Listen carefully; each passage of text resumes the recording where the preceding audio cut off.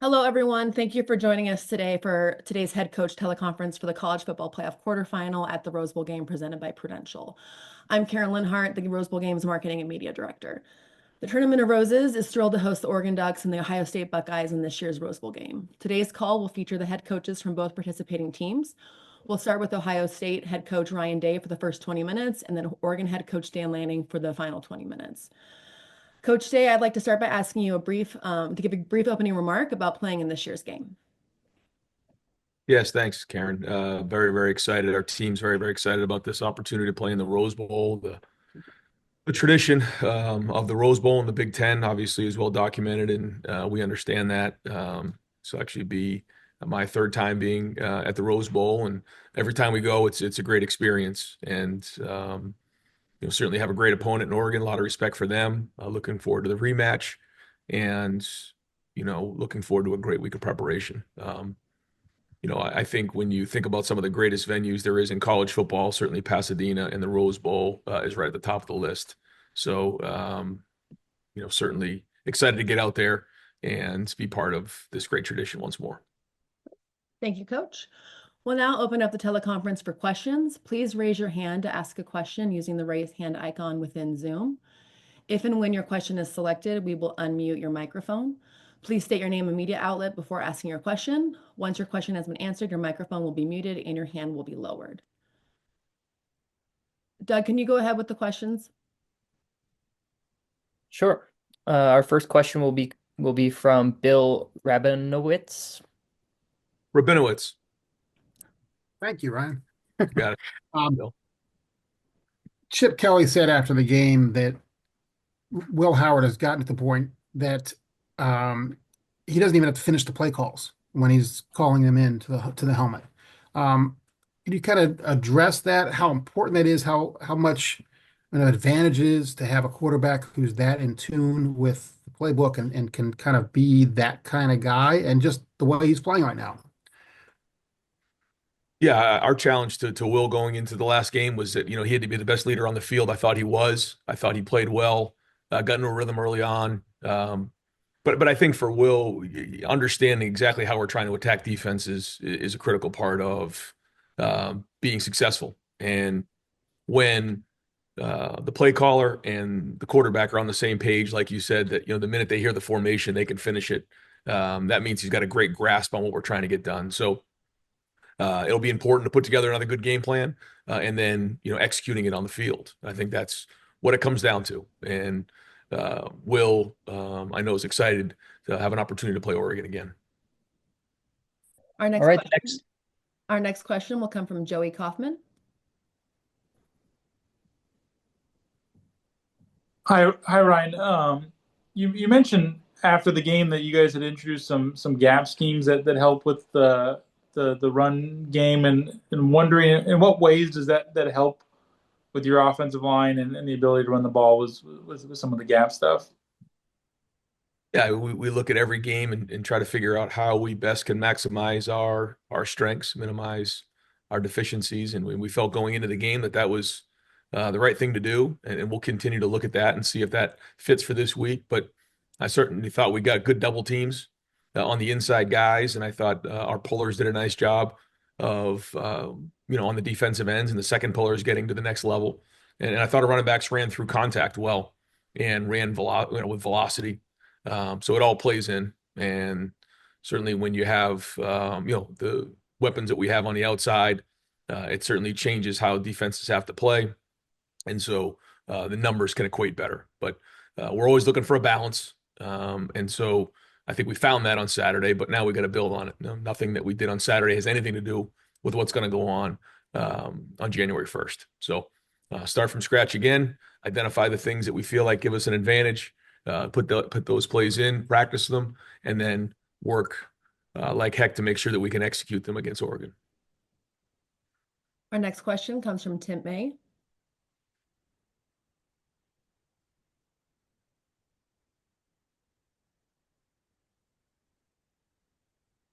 Can't hear you, Tim. Tim, can you unmute your microphone, please? Okay, Tim, we're going to move on to the next question. Next question will come from Nick Hamilton. Hey, Coach Day, Nick Hamilton, Nightcast Media.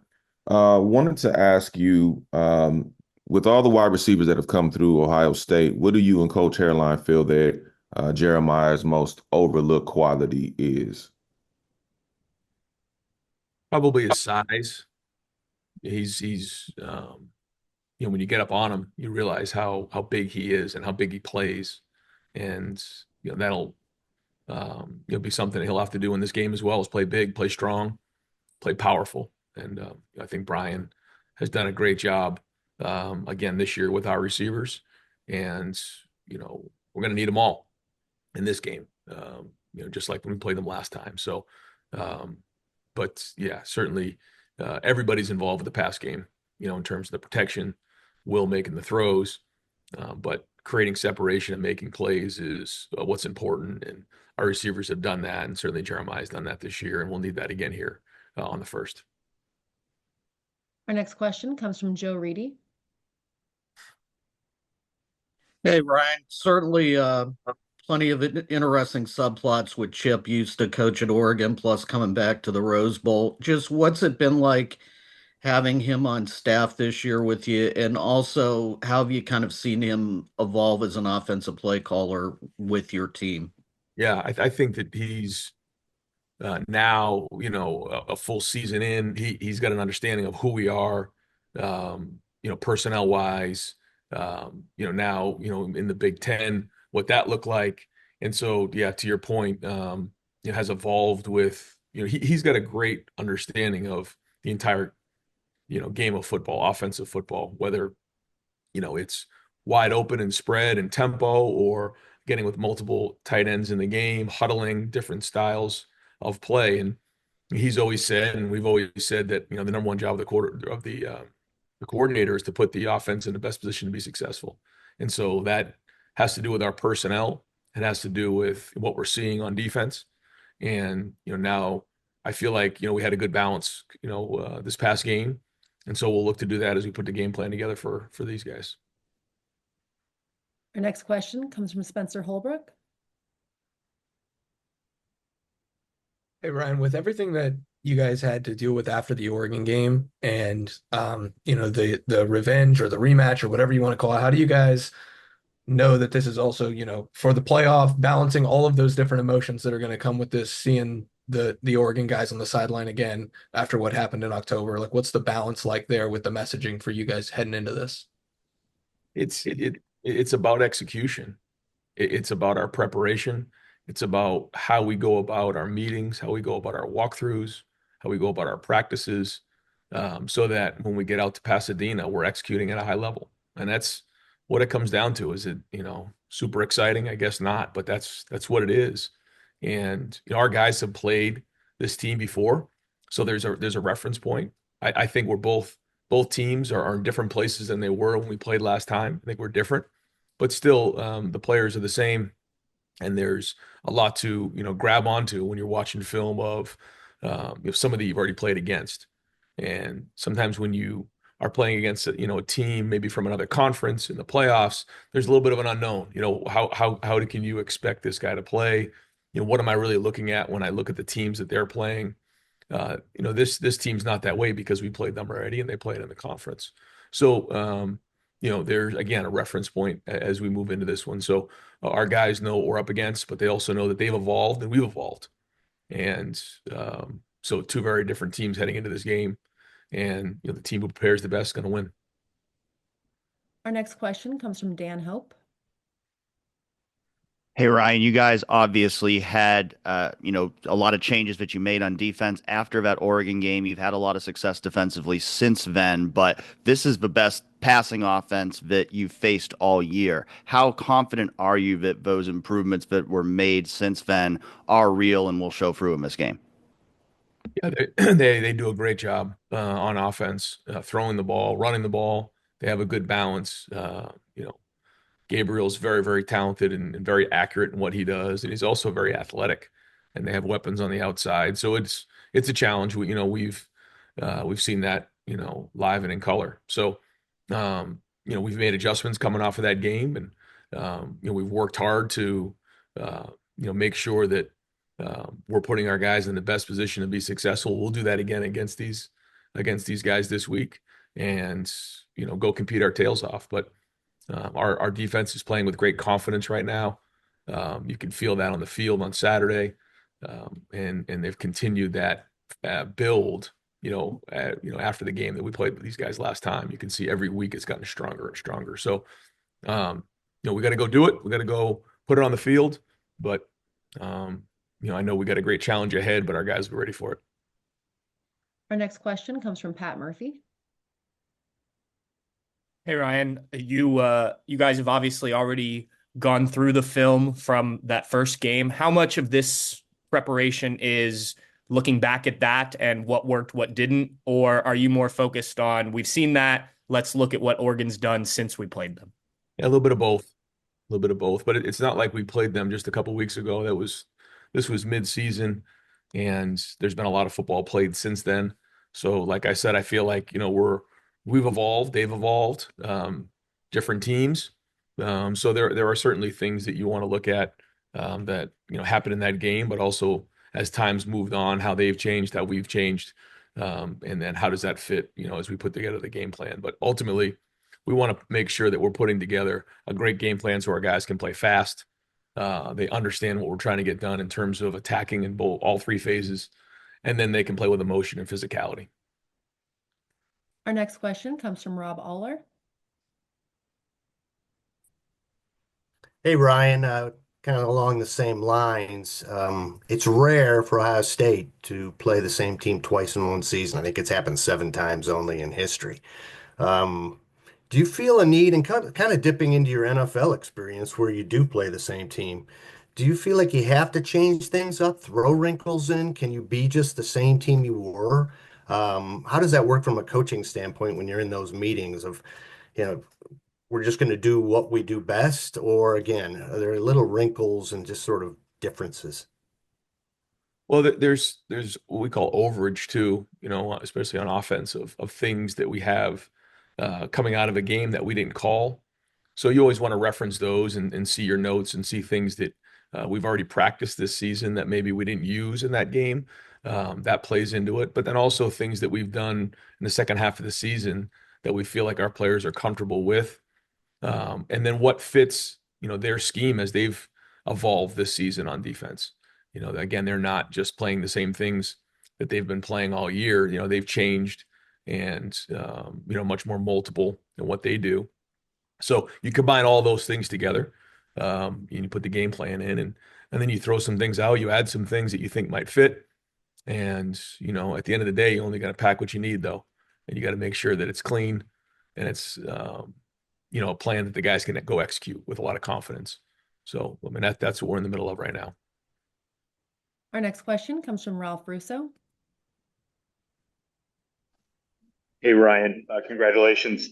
I understand that essentially Ohio State is always going to try to recruit the best players in the country, and that's going to be the foundation of your roster. But you guys have had success in the portal. There's a lot more players in the portal than ever before. How much has that changed, if at all, your strategy, how you go about high school recruiting? Simply having another place where you can get very talented players. Well, like you said, our foundation is recruiting high school players and then developing them and then retaining them. I think that when you're looking to sustain a program over a long period of time, that's the best plan for doing that. Guys understand that. I think when you look at, there's been a lot of talk about our team this year, a lot of talk about, the NIL conversation, but, the majority of this team are guys that decided to come back, not guys that decided to come to Ohio State. Certainly we did add some big pieces in the portal, and that was very important for our team. And those guys have been great members of our team and have quickly understood what it means to be Buckeyes. But in order to have that stability, I think that you've got to recruit high school players, tell them exactly what it's going to be, and then follow up and treat them exactly the way that you recruited them in the process. But along the way, you're going to have attrition. You're going to have guys who enter the portal. And because of that, you're going to have openings along the way, and then you have to fill those openings. And so, we're very careful to do that because we know that sustainability of the program ultimately is very, very important here at Ohio State. So, all things that we're taking into consideration. There'll be certainly positions and needs that we have in this recruiting cycle that we need to address, and we will. But we also want to make sure that they fit our culture and who we are as a program. We have time for 2 more questions. Our next question will come from Tim May. Can you hear me now? I got you, Tim. Yeah, there you go, Ryan. Luke Montgomery, just the mix you had up there in the middle of that offense, did it go almost according to the way you would like to have gone? I mean, how pleased were you with that, and will you continue that, you think, going into this game? But you know what I'm saying? I mean, that had to work, and it did. It had to work. You're right. And I thought that they all played well. I felt like Justin, working the rotation in the way he did, allowed them to play fast, and then get a little bit of relief getting off the field. And I think Luke ended up with maybe 30, 31 plays. Of those 30 and 31 plays, I thought he did a nice job. Every play wasn't perfect, but there were some really good plays in there. Great effort, and I could feel his presence out there, which is a big part of the offensive line. Austin played very, very well. Tegra had some really good plays. So I think they all worked together there. Austin was sort of our swing man. We decided to do that going into it. Austin and Tegra have played against Oregon. So again, there's a reference point going into this game. But they'll need to play well. And, we know they have very good players inside and up front. So, they got to keep building on it. And so right now, as we come out of this game, I would say that that's going to continue the way that we did that. But we'll assess it as the week goes on and see what gives us the best chance to win the game. Our final question will come from Adam King. Coach, you talked a lot about using this game as a springboard, almost like, a wild card game in the NFL, giving your team momentum. Have you felt that in the last couple of days, like walking into that locker room, that this is a whole new vibe for this team, a whole new life getting ready for the next 3 games? I think you could feel the confidence in the locker room. You could feel the confidence yesterday as we had our team meetings, identified the champions, watched the film from the game, showed clips of the game with the team, and then we broke up into position meetings and watched the film. Have to make some adjustments like we always do. The issues are always there, but there was just an overall bounce and confidence about the group coming off the game. To know that we already have a playoff win under our belt will give us confidence going into the game. And also knowing our opponent, I think also gives us confidence. So all of those things led to a great day yesterday. There's a lot of pep in everybody's step, and looking forward to a great week of preparation. Thank you, Coach Day. With that final question, we will let you go. We appreciate your time, and you're now welcome to sign off. All right, thanks, guys.